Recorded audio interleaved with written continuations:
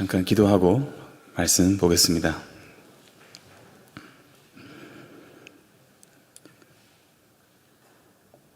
하나님,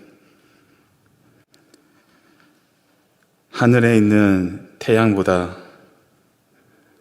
훨씬 더 강력하게 빛나는 그 영광스러운 예수 그리스도의 십자가를 오늘 말씀을 통하여 다시 한 번 더 믿음으로 바라보기를 원합니다. 무엇보다도 그 갈보리 십자가에서 우리의 옛사람이 그리스도와 함께 죽었다는 사실을 말씀을 통하여 확인하는 시간이 되기를 원합니다. 이 시간 진리의 성령님께서 우리 모두를 불쌍히 여겨주셔서 복음의 진리 가운데 우리를 인도해 주시옵소서. 그렇게 행하실 주님만 기대하며 예수 그리스도 이름으로 기도합니다. 아멘. 네, 반갑습니다.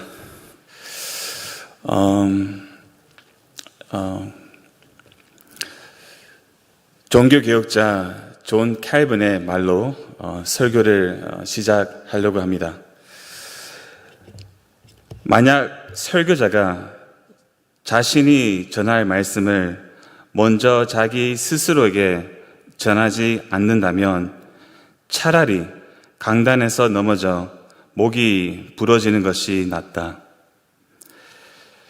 강단에서 넘어져 목이 부러지는 것이 낫다. 약간 거친 표현입니다. 사실 존 칼빈의 글을 읽어보면 그는 굉장히 까다롭고 말도 거치게 하고 강하게 한다는 것을 우리가 알 수 있는데요. 저는 방금 인용한 이 칼빈의 말에 어느 정도 중요한 진리가 담겨 있다고 저는 생각합니다. 네, 그렇습니다. 설교자는 무엇보다도 최우선으로 자기 자신에게 설교할 필요가 있습니다. 왜냐하면 설교자도 인간이기 때문입니다. 설교자도 예외 없이 매 순간 복음이 절실히 필요한 죄인입니다. 특히 이 강단에 서서 하나님의 말씀을 증거하는 설교자는 누구보다도 더더욱 하나님의 은혜가 필요합니다.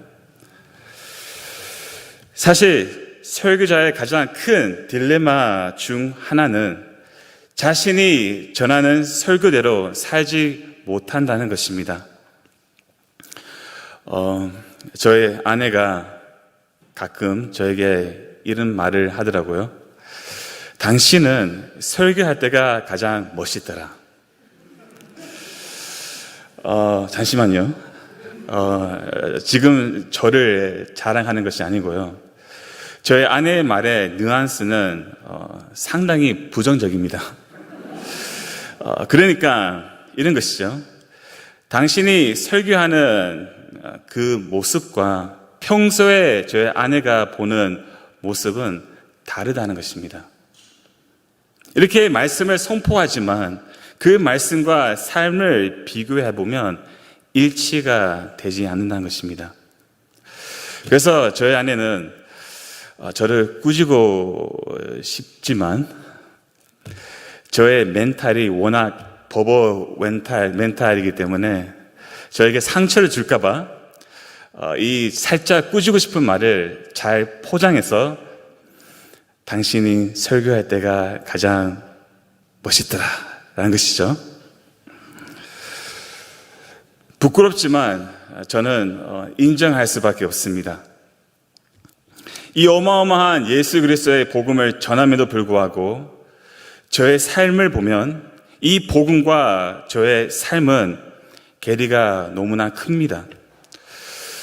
여러분들이 만약 저를 따라와서 저를 24시간 동안 지켜본다면 여러분들은 심히 실망할 것입니다. 저를 보면 이 공모사는 너무나 부족하다. 너무나 연약하고 믿음도 없고 재투성이다. 저도 저 자신을 보면 실망스럽습니다. 부끄러울 때가 너무 많고 절망스러울 때도 있고 좌절감을 느낄 때도 많습니다. 자, 제가 이 말을 먼저 여러분들에게 드리는 이유가 있습니다. 오늘 제가 준비한 메시지는 성도의 삶에 관한 메시지인지라 실천적인 부분이 많습니다. 제가 준비했지만 다시 한 번 더 이 설교문을 한번 보니까 상당히 부담스럽더라고요. 아무도 제가 이 메시지대로 살지 못하고 있기 때문이겠죠. 그래서 누구보다도 제가 먼저 이 설교를 들어야 하는 사람이기 때문에 이 시간 저와 여러분과 함께 복음 앞에 서는 은혜의 시간이 되기를 소망합니다. 설교 본론에 들어가기 전에 한 가지 더 말씀드리고 싶습니다. 설교가 길어지면 우리 심의미 목사님께서 내려오려고 사인을 줄 것이니까 걱정하지 마시고요. 여러분과 저는 설교를 최소한 일주일에 한 번씩은 듣지 않습니까? 그렇죠. 저 같은 경우에는 새벽 기도회, 수요 기도회, 금요 기도회, 그리고 주일 예배까지 합치면 설교를 거의 10번 이상 듣는 것 같습니다. 많이 듣는 편이죠. 우리가 지금 설교를 듣고 있는데 이 시간은 정보를 전달하는 시간이 아닙니다. 도덕과 윤리를 가르치는 시간도 아니고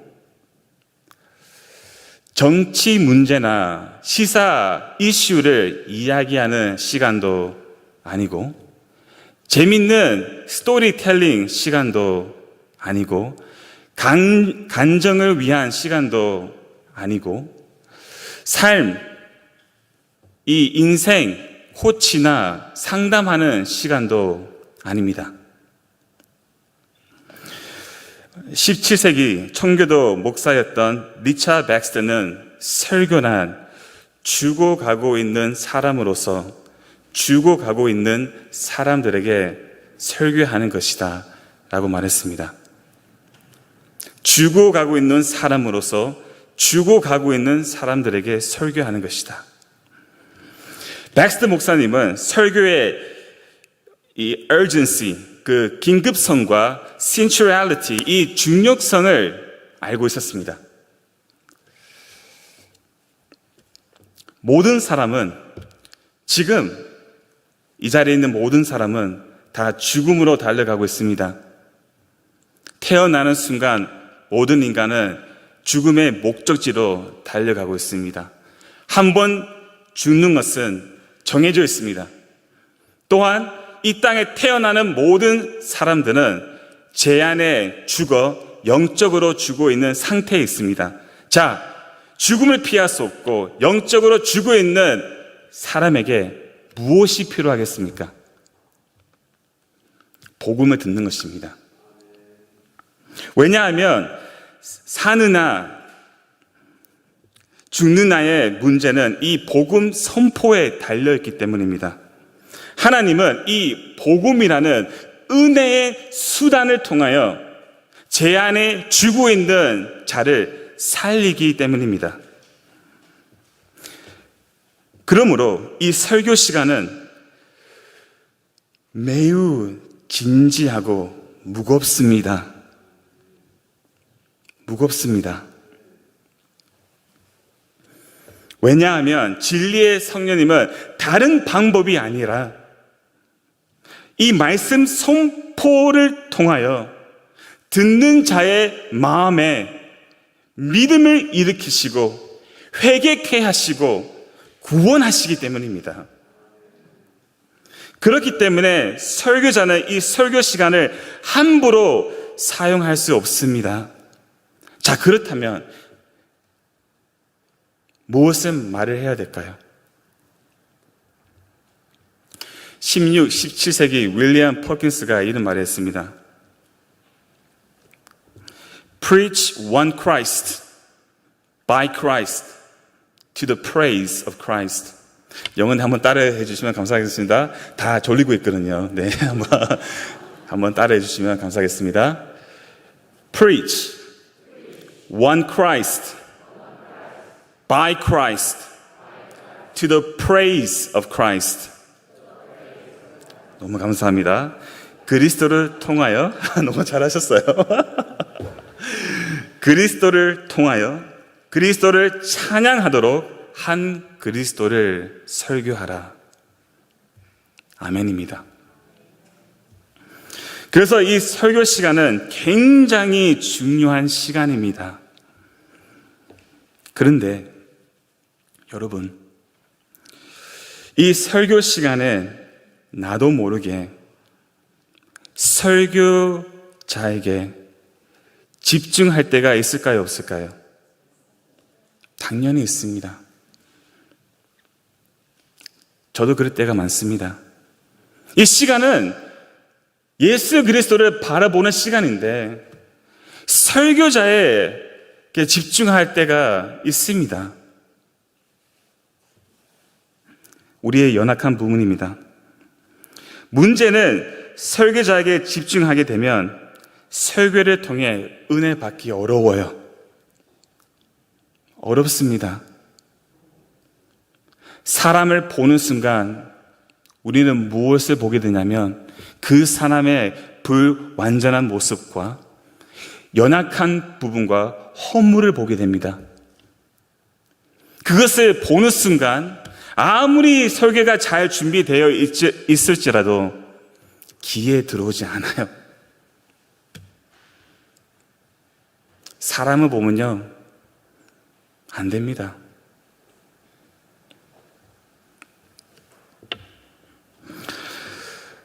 제가 너무 좋아하고 존경하는 미국의 폴 워셔 목사님이 10년 전에 한국에 오셔서 5일 동안 한 집회에서 복음을 선포하셨습니다.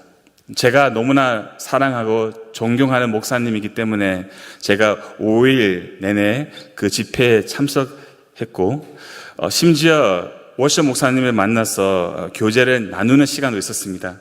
너무 좋은 시간이었는데요.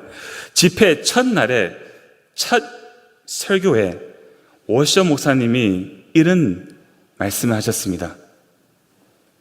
시작하기 전에 제가 공항에서 이 교회를 오고 있는데 저를 홍보하는 포스터가 버스 정류장에 걸려 있고 곳곳에 걸려 있는 것을 제가 보았는데요. 너무나 죄송하지만 당장 모든 포스터를 떼주시면 감사하겠습니다. 여러분들은 사람을 구경하러 오셨나요? 아니면 하나님을 예배하러 오셨나요? 너무나 지나치다 이렇게 생각할 수 있겠지만 저는 10년 전에 그 날에 아주 귀한 평생 동안 제가 갖고 있는 원리를 배웠습니다. 그것이 뭐냐면 예배는 사람을 보러 오는 것이 아니고 사람의 말을 들으러 오는 것이 아니구나. 살아계신 하나님을 예배하러 오는 거구나. 그리고 아무리 설교자가 연약하고 부족해도 하나님께서 세우신 그 사람을 통하여 하나님께서 은혜를 주시고 말씀을 주시구나. 이것을 그날에 제가 깨닫게 되었습니다. 그렇습니다.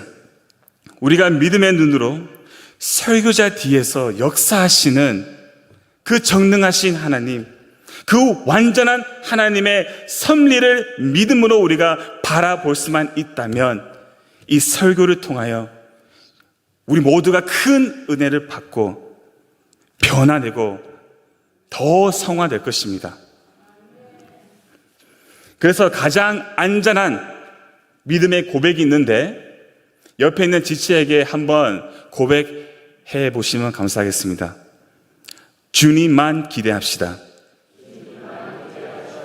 아멘. 아멘입니다, 여러분. 가장 안전한 믿음의 고백입니다. 이 시간 우리 주님만 기대합시다. 소론이 참 길었죠. 결국 제가 말씀드리고 싶은 것은 부족한 저를 보지 마시고 믿음으로 주님을 바라보시라는 말을 하기 위해서 여기까지 달려왔습니다. 본문 말씀을 다시 한 번 더 읽어보겠습니다. 본문 말씀 누가복음 9장 23절 말씀 한 목소리로 읽겠습니다. 하나 둘 셋. 또 무리에게 이르시되 아무든지 나를 따라오려거든 자기를 부인하고 날마다 제 십자가를 지고 나를 따를 것이니라. 아멘. 또 무리에게 이르시되 예수님께로 나왔던 사람들이 상당히 많았습니다. 가는 곳마다 큰 무리들이 예수님을 쫓아다녔죠. 여러 이유로 주님께로 나왔습니다.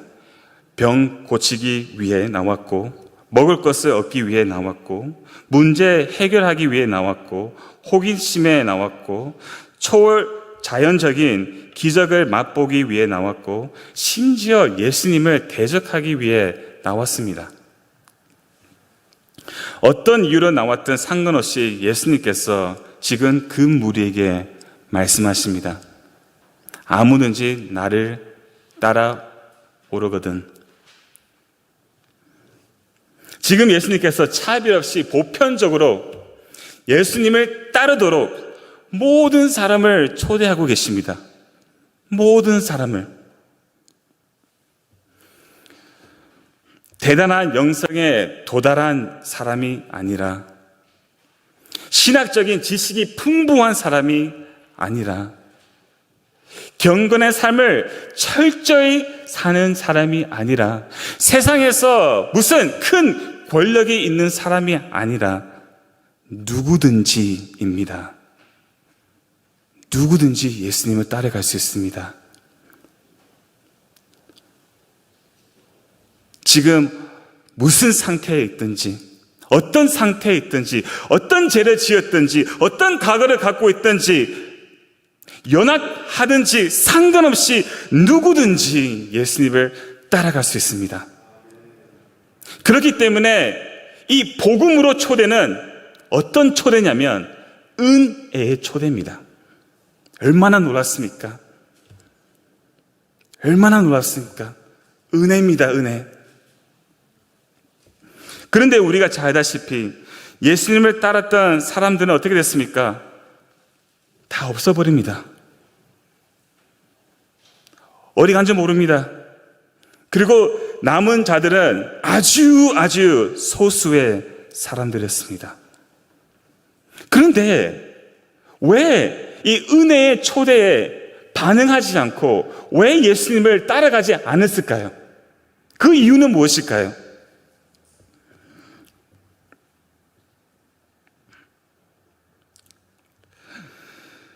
왜냐하면 그 은혜의 초대에 뒤따르는 요구는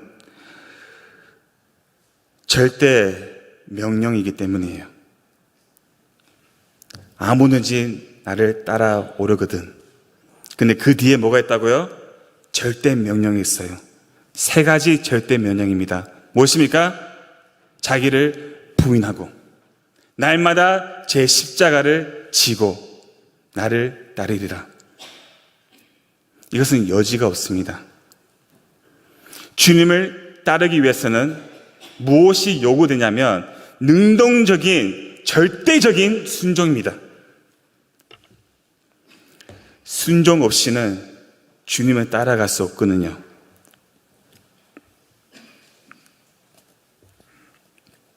이 말씀을 들었던 무리는 제 십자가를 지고 주님을 따르는 의미를 어느 정도 알고 있었습니다.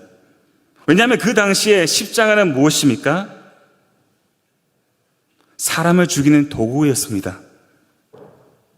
가장 비참하게, 가장 끔찍하게, 가장 고통스럽게 죽임을 당할 수 있는 방법이었습니다. 수치스럽고 저주받는 십자가입니다. 이 무리는 각자가 이루고자 하는 목적으로 주님께 나가왔잖아요. 어쩌? 먹고 싶어서, 문제 해결하고 싶어서, 기적을 보고 싶어서, 여러 이유로 주님께 나왔지만 예수 그리스도와 함께 십자가까지 가는 것? 그는 마음은 전혀 없었습니다. 그 대가는 너무나 값비싼 것이기 때문이었습니다. 여러분들, 이 절대 명령에 절대적인 순종으로 자기를 부인하고 날마다 제 십자가를 지고 예수님을 따라갈 수 있겠습니까? 그 값비싼 대가를 지불할 준비가 되셨습니까? 누가복음 6장 46절 말씀 보시면 예수님께서 너희는 나를 불러 주여 주여 하면서도 어찌하여 내가 말하는 것을 행하지 아니하느냐 라고 말씀하십니다. 예수님을 믿는다고 하는 성도에게 가장 큰 모순은 무엇인 줄 아십니까?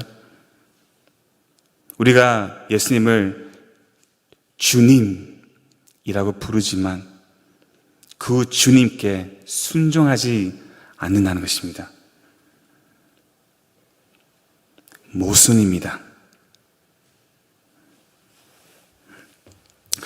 세상의 주인과 종 사이의 관계만 봐도 종은 주인에게 절대적인 순종을 합니다.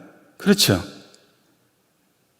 종이 만약에 주인에게 순종하지 않으면 주인은 더 이상 그 종이 필요 없습니다. 그 종은 주인에게 가치가 없습니다. 순종하지 않는다면. 자, 이 주인과 종의 관계의 개념이 여러분과 저 예수님과의 관계에 그대로 적용됩니다. 예수님은, 이게 진짜 놀라운데요, 은과 금으로 여러분과 저를 사지 않으셨습니다. 예수님은 자신의 핏값으로 여러분과 저를 사셨습니다. 얼마나 놀랍습니까? 그래서 알고 계시나요? 이 세상에서 가장 가치 있는 사람이 바로 나다는 것을. 왜 그럴까요? 내가 어떤 자격이 있었어? 아니요. 여러분과 저는 예수 그리스도의 핏값으로 구속받았기 때문이에요. 예수 그리스도의 핏값으로 구속받은 여러분과 저는 세상에서 가장 가치 있는 존재들입니다. 예수님께서 자신의 핏값으로 우리를 사셨다는 말은 무엇입니까? 바로 여러분과 저는 내 것이 아니라는 것입니다. 이 말은 우리는 예수님의 종이라는 것입니다. 사실 이 종이라는 말은 신약 성경에 둘라 쓴데 이거는 종이 아니라 노예라는 뜻이에요. 노예. 여러분과 저는 예수님의 노예입니다. 만약 우리가 예수님의 노예이라면 예수님께 절대 순종으로 나아가는 것은 너무나 마땅한 것이 아닙니까? 복음이 주는 변화는 내가 주인된 삶을 그리스도와 함께 죽고 예수님이 내 인생의 삶의 모든 영역에 참 주인이 되시는 것입니다. 이것이 변화입니다. 나는 죽고 예수님이 내 주인이 되시는 것입니다. 그러나 내가 진짜 바꿨는지 아니면 가짜인지 어떻게 구분할 수 있을까요? 알아야 되겠죠. 내가 진짜 변화되었는가 아니면 내가 아직도 변화되지 않았는가 어떻게 구분할 수 있을까요? 예수님께서 진짜와 가짜를 정확하게 구분할 수 있는 원리를 우리에게 주셨습니다. 무엇입니까? 그 나무의 열매를 보면 그 나무를 알리라. 그렇습니다. 그 나무의 열매를 보면 진짜인지 가짜인지 명확하게 파악이 됩니다. 즉, 사람이 무엇을 따라가는 것을 보면 그 사람의 주인을 알 수가 있어요. 만약에 그 사람이 세상을 따르고 세상의 즐거움과 세상에 주는 유혹과 욕망을 따라간다면 죄송하지만 그 사람은 세상에 속한 사람입니다. 만약에 돈을 따라간다면 죄송하지만 그 사람의 주인은 돈입니다. 열매를 보면 알리라.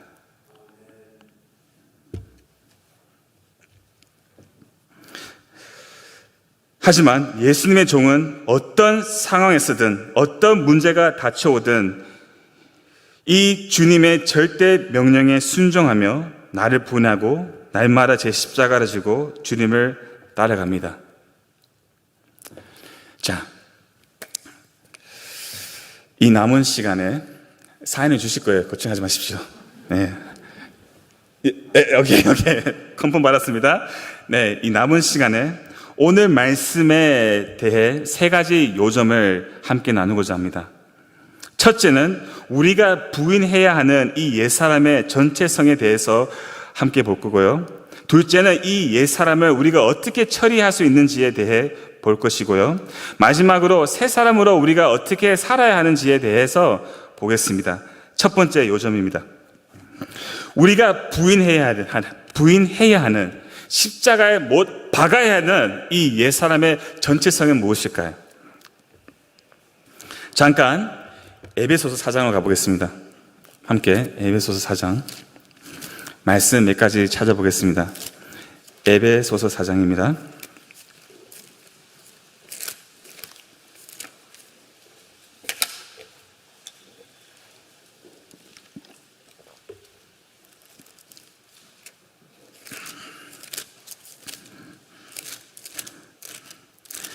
지금 너무 떨려가지고요.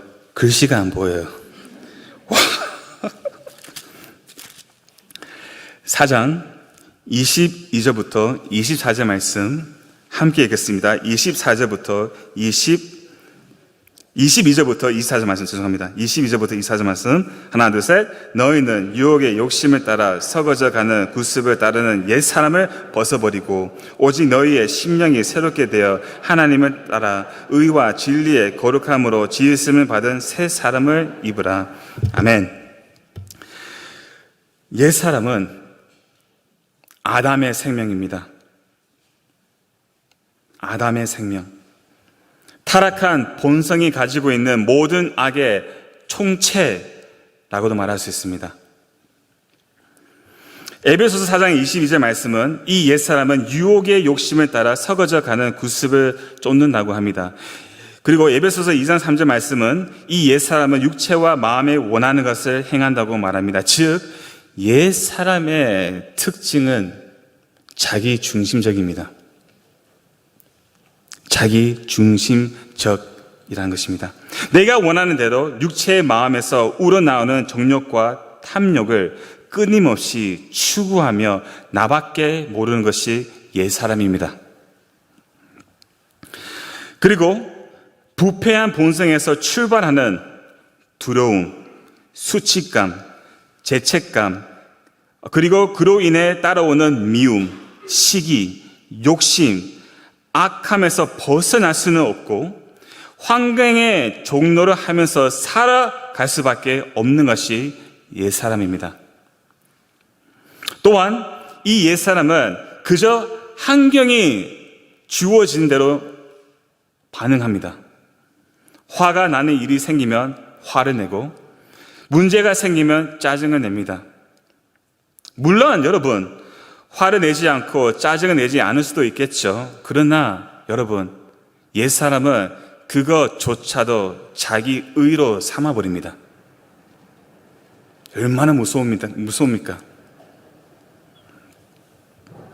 우리의 모습이 아닙니까? 나에 대한 집착을 버리지 못하고 자존심이 상하면 어쩔 줄을 모르며 자신의 실수를 참지 못하고 자신을 이해시키라고 애를 쓰고 싫은 소리를 조금이라도 듣지 못하고 사소한 일에도 화가 나며 상대방이 내 뜻대로 움직여 주기를 바라며 내 마음대로 되지 않으면 화를 냅니다.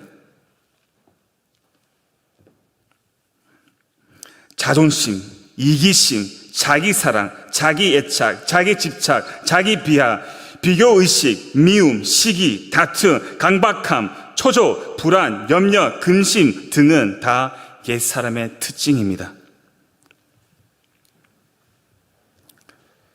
저의 모습입니다. 중요한 것은 이 지긋지긋하고 더럽고 악한 옛사람은 고정이 안 된다는 거예요.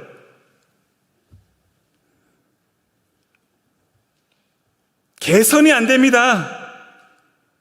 개혁이 불가능합니다. 아무리 장식해도 옛사람은 옛사람의 뿐이고 죽은 생명뿐입니다. 아무리 교육이나 교양으로 옛사람을 세련되게 아름답게 포장하고 분장하며 치장한다고 해도 그냥 더 심하게 휘장할 뿐입니다. 휘장 아니죠? 위장입니다. 위장할 뿐이에요.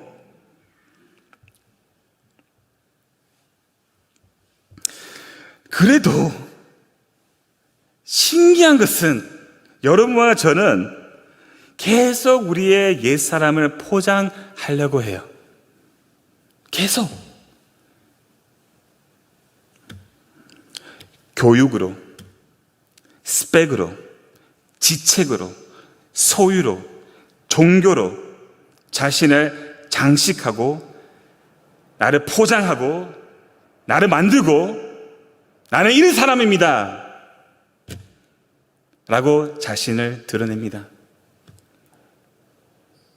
포장한 나를 속이고 다른 사람도 속이는 것이죠. 왜 우리는 자신을 계속 감추려고 할까요? 이거 중요합니다. 왜냐하면 여러분과 저의 내면 안에 뭐가 있냐면 끊어지지 않는 영적 갈등이 있어요. 갈등이 있습니다. 타락한 이후에 인간에게 남은 것이 있다면 뭐냐면 이 양심이라는 기능입니다. 기능. 이 양심이라는 기능은 여러분과 저를 가만히 두지 않습니다. 계속 우리를 고소합니다. 계속 우리를 책망합니다. 그거 하지 마. 하나님이 그것을 싫어해. 그거 나쁜 거야. 더러운 거야. 계속 우리의 양심의 소리를 칩니다. 그래서 무엇을 하든 우리 안에 항상 뭐가 있냐면 충돌이 있습니다. 갈등이 있어요.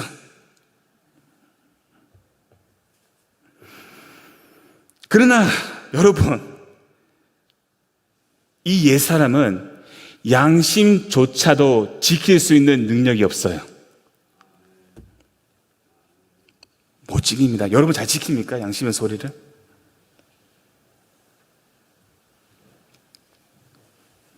그 양심을 우리는 무마시킵니다. 어떻게 해요? 자기 병명과 자기 합리화로. 나는 어쩔 수 없었어요. 딱 딱 한 번만 죄를 짓겠습니다. 나만 그러나? 다 그렇게 하잖아요. 이렇게 자기 병명과 자기 합리화로 자기가 원하는 것을 합니다.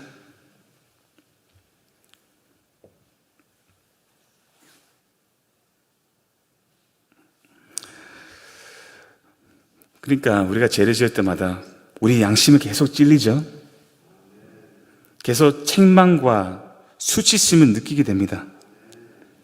그래서 모든 인간은 아무리 순결하고 해도 자기 마음이 더럽고 부패하고 악하다는 것을 알고 있어요. 알고 있기 때문에 무엇을 하냐면 그 내면을 감추기 위해서 겉모습을 감춰버려요. 웃기죠? 자기가 더럽다는 것을 알고 있기 때문에 겉모습을 장식합니다. 자기 모습을 숨기려고. 가면 무도해야 합니다. 사람들 앞에서는 거룩한 척, 믿음 있는 척, 괜찮은 척, 욕심 없는 척, 척 하면서 삽니다.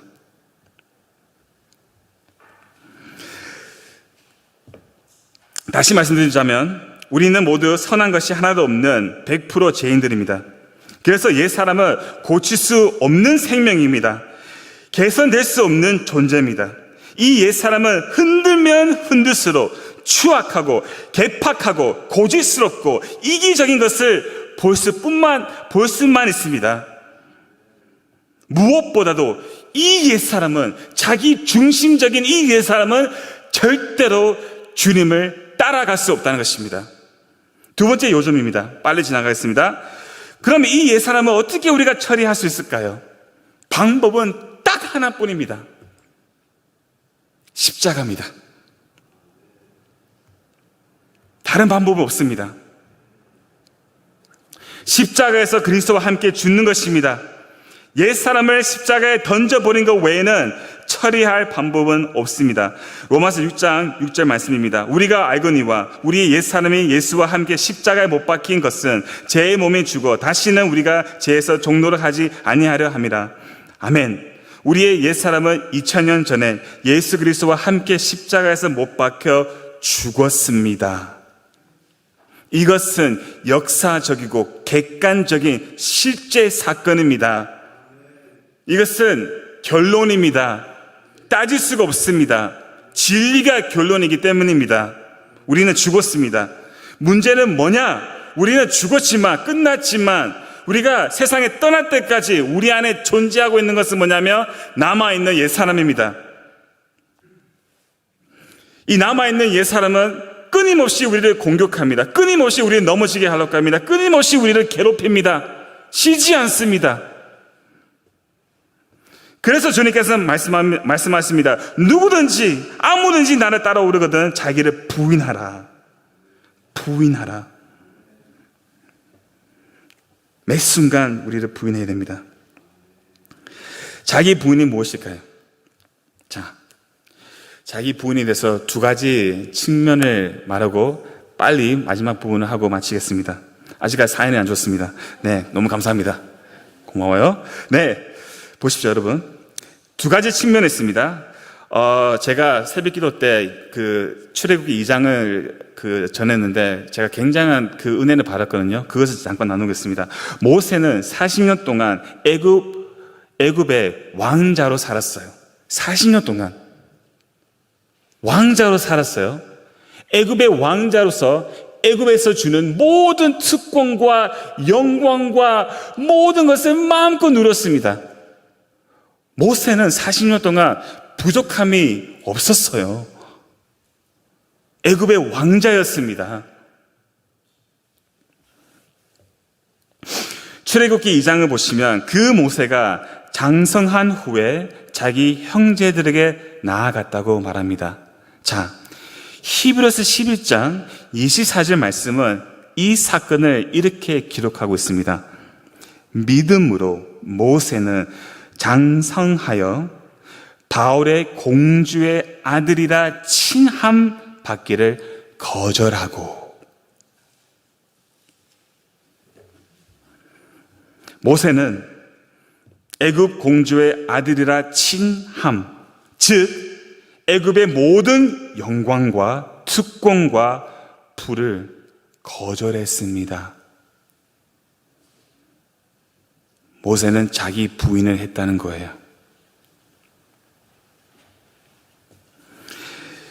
여러분, 우리는 항상 나쁜 것을 부인한다고 하잖아요. 그렇게 생각합니다, 대부분. 근데 여러분, 자기 부인의 다른 측면은 아무리 좋은 것이라고 해도, 아무리 우리에게 유익을 준다고 해도 하나님의 뜻이 아니면 그것조차도 부인해야 돼요. 왜냐하면 좋은 것도 주님을 따라가지 못하게 할 수 있기 때문입니다.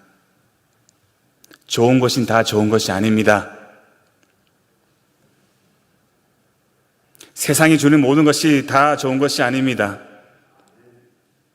아무리 좋아도 주님을 따라가는 길에 방해한다면 주저없이 부인해야 됩니다. 자, 두 번째입니다. 다른 측면입니다. 이 부인이라는 말을 원어로 공부해 보면 자기 부인하는 것은 자기 말을 거절한다는 뜻이 있습니다.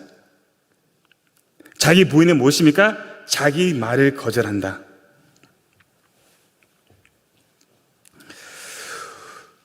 우리의 말은 어디에서 나옵니까? 예수님께서 말씀하십니다. 입에 들어오는 것이 너를 더럽히는 것이 아니고 뭐죠?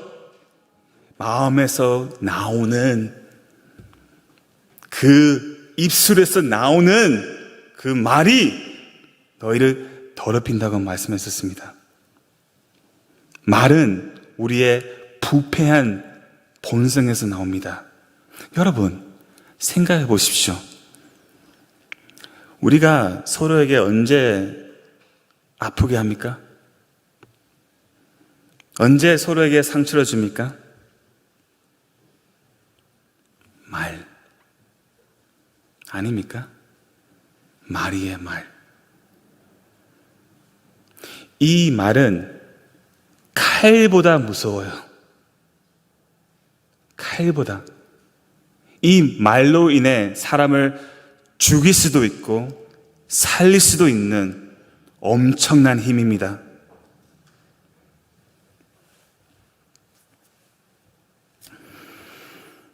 그래서 자기 부인은 뭐냐면, 한번 따라하겠습니다.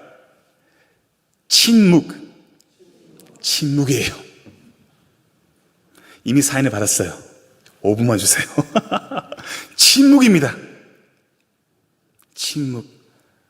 말을 할 수도 있지만 침묵하는 것입니다. 침묵하는 것입니다. 그리고 제 십자가 지는 것입니다. 자, 제 십자가에 대해서 오해가 많죠. 십자가는 저의 아내가 아니에요. 미운 그 남편도 아니고, 진짜 죽도록 말도 안 듣는 그 자식도 아니고, 나의 어떤 불편한 몸도 아니고, 내가 처한 어떤 어려운 상황도 십자가가 아닙니다. 십자가가 무엇이냐면 하나님의 말씀입니다.